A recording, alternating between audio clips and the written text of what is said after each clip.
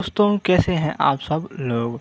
आज हमारी कहानी एक हॉरर स्टोरी पर बेस है जिसका टाइटल है 1159 मतलब 12। ऐसी कहानी बहुत ज़्यादा मज़ेदार रहती हैं दोस्तों। तो हम स्टार्ट करते हैं। स्क्रैच धड़ाक। आ यह सच नहीं हो सकता, यह सब मेरा वहम है।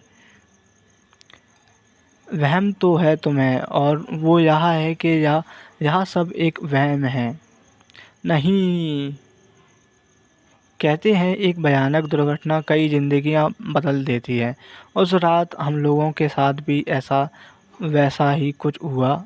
घड़ी की बढ़ती सुइयों के साथ जब साक्षात मौत हमारे सिर मंडाने लगी, बचपन से सुने सारे डरावने किस्से हमारी आंखों के सामने झूमने लगे। तो दोस्तों, तो ये है मेरी वेबसाइट indiancomics123.blogspot.com।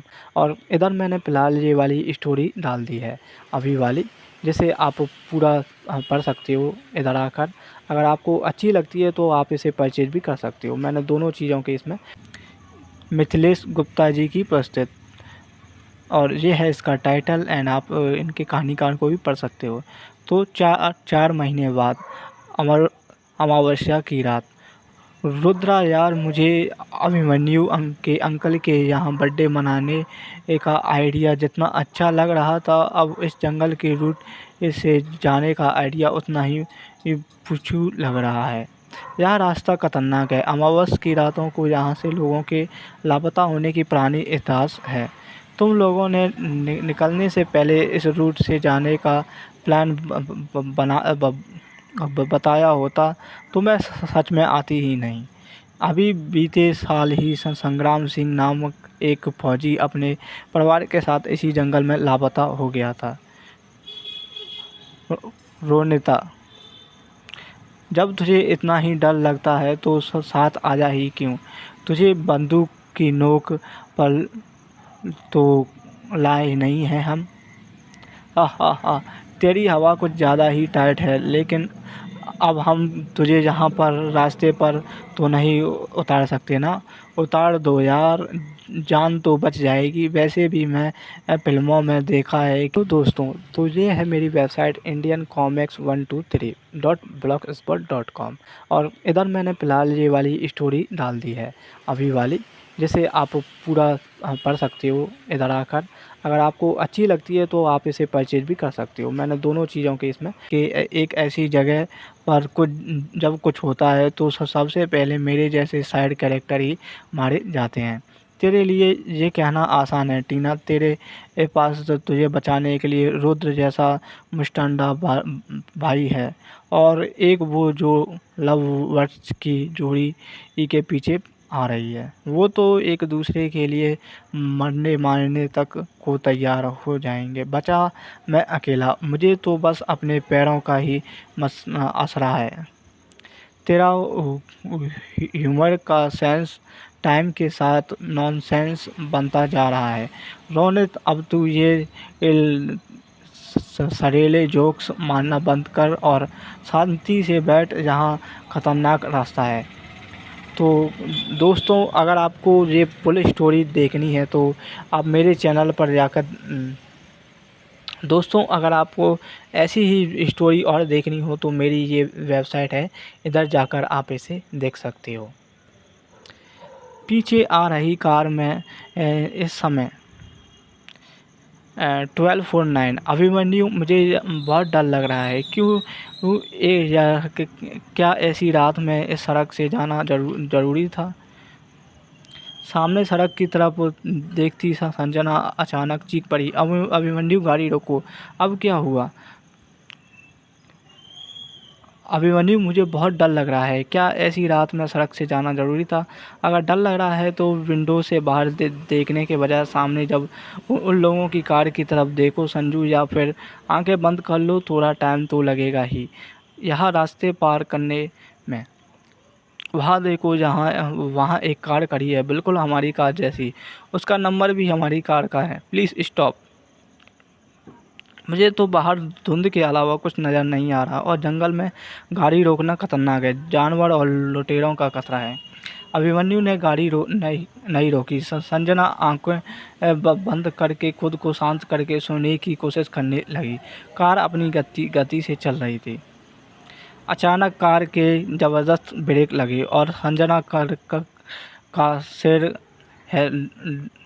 डैशबोर्ड से जा टकराया। क्या हुआ अभिमन्यु? तुमने इतनी ज़ोर से ब्रेक क्यों लगाया? क्या हुआ? धड़ाक। संजना, कुछ देर पहले मैंने एक काले साए को जंगल के पेड़ों के बीच मुझे घूरते हुए देखा। क्या? ऐसा लग रहा था मानो वो हमारी कार के साथ साथ चल रहा हो। फिर अचानक से वो वहाँ से गायब होकर कार के बोनेट पर मेरे ठीक सामने आ गया। एक्सीडेंट के डर से मैंने पूरी ताकत से ब्रेक लगाए। खींच कार रुकते ही वो मानो जैसे मैं गायब हो गया। देखो, उसके सामने से हटते ही मुझे सामने रुद्र की गाड़ी खड़ी दिखाई दे रही है। वो बीच जंगल में गाड़ी रोककर किसी से बात कर रहा है लेकिन किससे? अंधेरे और धुंध में ठीक से कुछ दिखाई नहीं दे रहा। कार की हेडलाइट में शायद कुछ नज़र आए। रुद्र की कार के पास खड़ी आकृति रोशनी से न ही आई। लड़की नहीं है, अभिमन्यु चुड़ैल है। यहाँ तो कोई लड़की है जो दुल्हन के कपड़े में है। इंसान का डर जब उसके सामने आ खड़ा होता है तो वो या तो उससे बच भागने की कोशिश करता है या फिर उसका सामना करता है। अभिमन्यु का पैर कार के एक्सीलेटर दबाता चला गया, लेकिन कार के टकरा पाने से ही पहले से ही वो लड़की लाल धुंध में ही बदल गई और कार अनियंत्रित होकर पेड़ से जा टकराई। जब भीषण एक्सीडेंट को देखकर पल भर के लिए स्तब्ध रह गया। अभिमन्यु, तू ठीक है तो है ना? मैं ठीक हूँ। रुद्र, तू संजना को देख। संजना तो कार में ही नहीं है यार। क्या बकवास कर रहा है तू? एक्सीडेंट के टाइम तो कार में ही थी ना वो। संजू कहाँ गई? और तू साले पागल है क्या?